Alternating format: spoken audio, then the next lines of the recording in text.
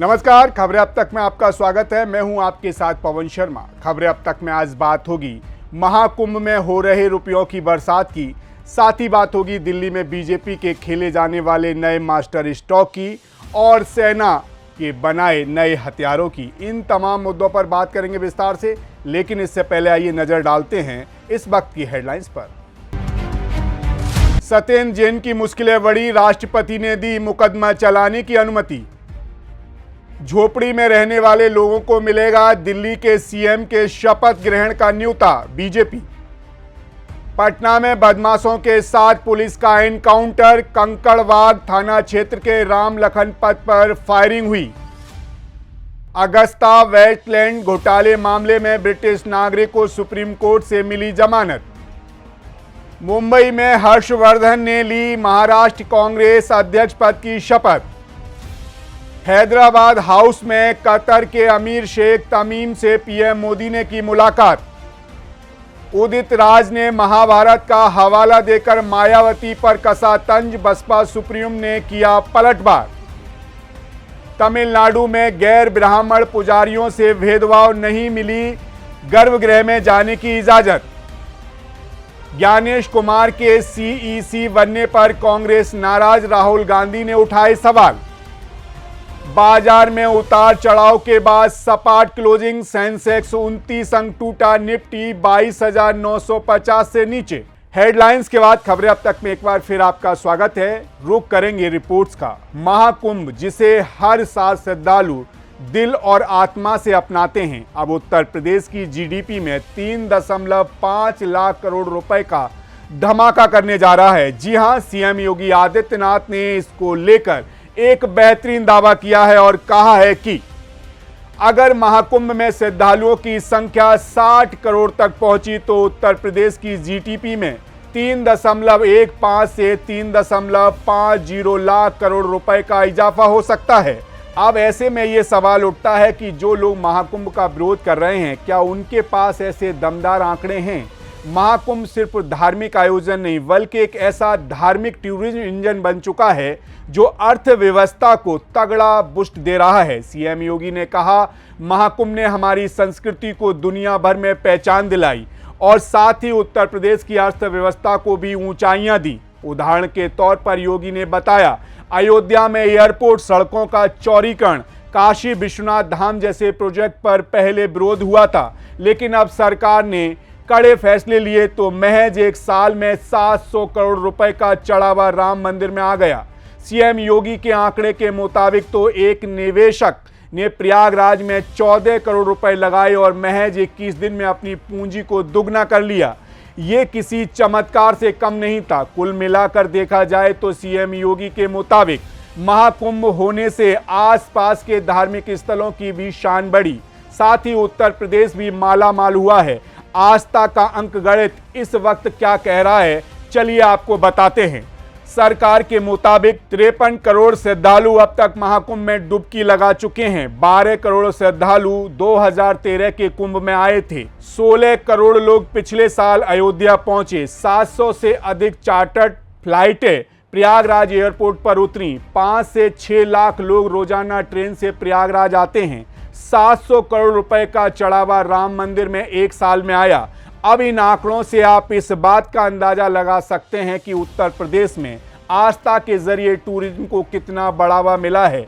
महाकुंभ ने उत्तर प्रदेश की अर्थव्यवस्था में जो मंथन किया है, वो साबित करता है कि आस्था और कारोबार दोनों को साथ लेकर चलने में कोई दिक्कत नहीं है। ये दोनों एक साथ दुनिया में बहुत कुछ कर सकते हैं। फिलहाल इसी के साथ खबरें अब तक में रुख करते हैं अगली रिपोर्ट्स का। दिल्ली में भारतीय जनता पार्टी की 27 साल बाद सत्ता में वापसी हो रही है और इस मौके को पार्टी ने ऐतिहासिक बनाने की पूरी तैयारी की है। Bharatiya Janata party first day first show के जश्न में कोई कसर नहीं छोड़ना चाहती है। शपथ ग्रहण समारोह का आयोजन रामलीला मैदान में किया जा रहा है, जहां इस दिन की अहमियत को सियासी संदेश देने के लिए किसान, संत, लाभार्थी और नेता तक को बुलाया जा रहा है। ये सिर्फ एक शपथ ग्रहण नहीं, बल्कि शक्ति प्रदर्शन है। हालांकि सत्ता की कुर्सी पर कौन बैठेगा, इस बारे में किसी को कुछ नहीं पता। लेकिन शपथ ग्रहण समारोह कैसा होगा ये हम सबको पता है। शपथ ग्रहण के दिन भारतीय जनता पार्टी ने फर्स्ट डे फर्स्ट शो की रणनीति तैयार की है और इसे यादगार बनाने के लिए 3 अलग अलग मंचों पर प्रधानमंत्री नरेंद्र मोदी, एनडीए के मुख्यमंत्री और भारतीय जनता पार्टी के वरिष्ठ नेता मौजूद रहेंगे। ये रामलीला मैदान में आयोजन किया जा रहा है, जहां पार्टी अपनी शक्ति का भव्य प्रदर्शन करेगी।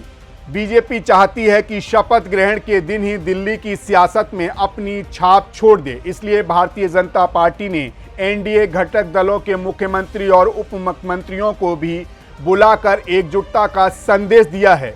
ये 3 मंच इस बात का इशारा करेंगे कि बीजेपी ने न केवल दिल्ली बल्कि राज्यों में भी अपनी मजबूत पकड़ बना चुकी है।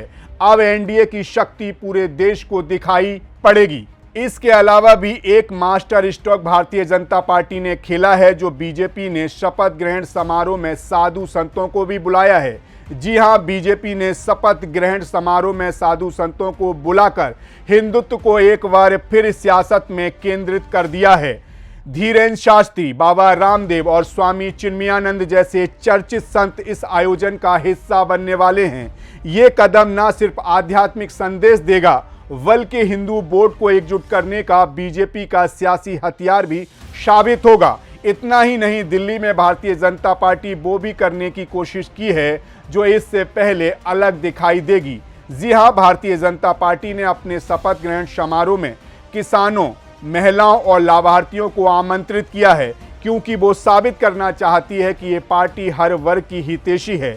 इसके अलावा भारतीय जनता पार्टी के शपथ ग्रहण समारोह को इतना भव्य और यादगार बनाने के लिए पहले से ही एक रंगारंग संगीत समारोह का आयोजन भी किया जा रहा है, जिसमें कैलाश खेर जैसी जानी मानी हस्तियों की प्रस्तुति होगी। इसके साथ ही 50 से ज़्यादा फिल्मी सितारे, उद्योगपति जैसे मुकेश अंबानी और गौतम अडानी समेत अन्य विशिष्ट लोग भी इस मौके पर मौजूद रह सकते हैं। यानी कि देखा जाए तो दिल्ली में भारतीय जनता पार्टी की सत्ता में वापसी के बाद शपथ ग्रहण समारोह अब सिर्फ एक औपचारिकता नहीं बल्कि एक राजनीतिक महाकुंभ बन चुका है। बीजेपी अपने इस महाकुंभ को पूरी दुनिया में दिखाकर अपनी शक्ति, राजनीतिक छवि को और भी मजबूत बनाना चाहती है। अब वो इसमें कितना कामयाब होगी ये देखना काफ़ी दिलचस्प होगा। इसी के साथ खबरें अब तक में रुक करेंगे अगली रिपोर्ट्स का। अब पाकिस्तान की हर चाल होगी नाकामयाब, क्योंकि भारतीय सेना ने बना डाला एक ऐसा जादुई हथियार जो जवानों को हनी ट्रैपिंग के जाल में फंसने से बचाएगा। जी हां, वही हनी ट्रैपिंग जिसमें केवल लड़कियों के झांसे में आकर पुरुष फंस जाते थे और ब्लैकमेलिंग का शिकार होते थे। आम आदमी तो इसका शिकार होते ही आए हैं, लेकिन आर्मी के जवानों के साथ भी ऐसा खूब हुआ। इसीलिए अब भारतीय सेना ने अपने लिए खुद एक डिजिटल हथियार तैयार कर लिया है और इस हथियार का नाम है एमशील्ड 2.0। एमशील्ड और ये सॉफ्टवेयर अब दुश्मन के हर पैतरे को बेअसर कर देगा। पाकिस्तान हमेशा से भारतीय सैनिकों को अपनी घिनौनी चालों से कमजोर करने की कोशिश करता रहा है, कभी घुसपैठ, कभी तस्करी और कभी हनी ट्रैपिंग के जरिए।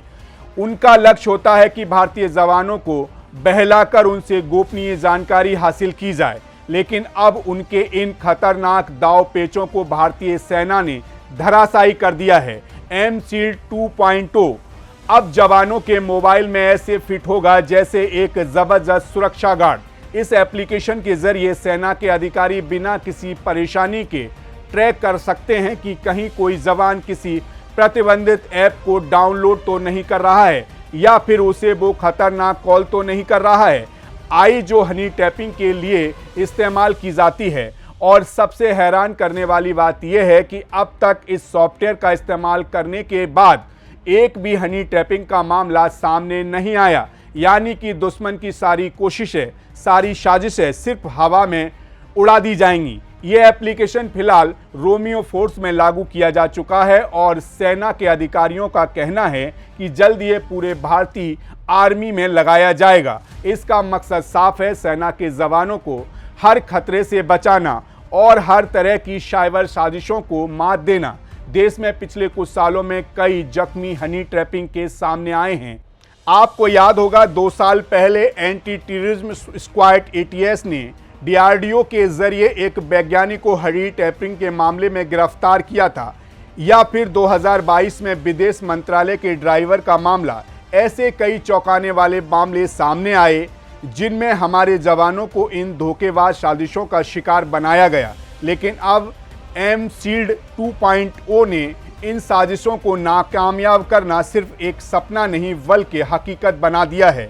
अब पाकिस्तानी खुफिया एजेंसियां कितनी भी चालें चलें, भारतीय जवान इनसे बचने के लिए पूरी तरह तैयार हैं। फिलहाल ये तो थी खबरें अब तक की आज की खास खबरों की खास रिपोर्ट। इसके अलावा आज एक ज़रूरी बात आपसे करेंगे। रणबीर इलाहाबादिया और समय रैना के विवादों पर हंगामा तो हो रहा है और इतना ज़बरदस्त हो रहा है कि रुकने का नाम नहीं ले रहा। दोनों ने गलत किया, इसमें कोई शक नहीं, लेकिन एक बात सोचिए, क्या इकलौता यही हमारे देश की असली समस्या का हल है? अगर हम सच में बात करें तो देश में शिक्षा, बेरोजगारी और स्वास्थ्य सेवाओं की हालत कहीं ज़्यादा गंभीर है। भगदड़ में लोग मर रहे हैं तो कहीं हादसों में जल रहे हैं। लाखों युवा आज भी नौकरी की तलाश में परेशान हैं। स्वास्थ्य सेवाओं की हालत ऐसी है कि दूर दराज के इलाकों में तो आवश्यकता से संबंधित इलाज भी नहीं मिल पाता है, या यूं कहें कि जो ज़रूरत का इलाज है उसका मिलना बहुत मुश्किल है। कहीं कहीं अस्पतालों में डॉक्टर और दवाइयां तो दूर, स्ट्रक्चर तक नहीं मिलते।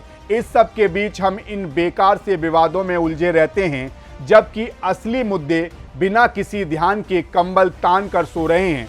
ऐसे में अगर यही रुक रहा तो अगले कुछ दशकों तक हम यही चक्कर काटते रहेंगे और जिन मुद्दों पर बात करनी चाहिए वो कहीं पीछे छूट जाएंगे। ये मुद्दा बड़ा है, अगर ऐसा नहीं जो हमारी रोज की दिक्कतों को दूर कर दे। इसीलिए गलत का विरोध करिए, मगर असली मुद्दों से अपना मुंह मत फेरिए। फिलहाल इसी के साथ मुझे दीजिए इजाज़त। जाते जाते मैं आपसे एक बात ज़रूर कहूँगा, हमारे देश का इस समय सबसे बड़ा मुद्दा है रोजगार और शिक्षा। एक बार सोचिएगा, क्या आपके शहर में, आपके गांव में सही से लोगों को शिक्षा मिल रही है? बेसिक शिक्षा का क्या हाल है, ज़रा सोचिएगा और आप इस पर क्या सोचते हैं हमें ज़रूर बताइएगा। फिलहाल मुझे दीजिए इजाज़त और आप देखते रहिए सी न्यूज़ भारत, हर खबर आपके साथ, आपके हाथ।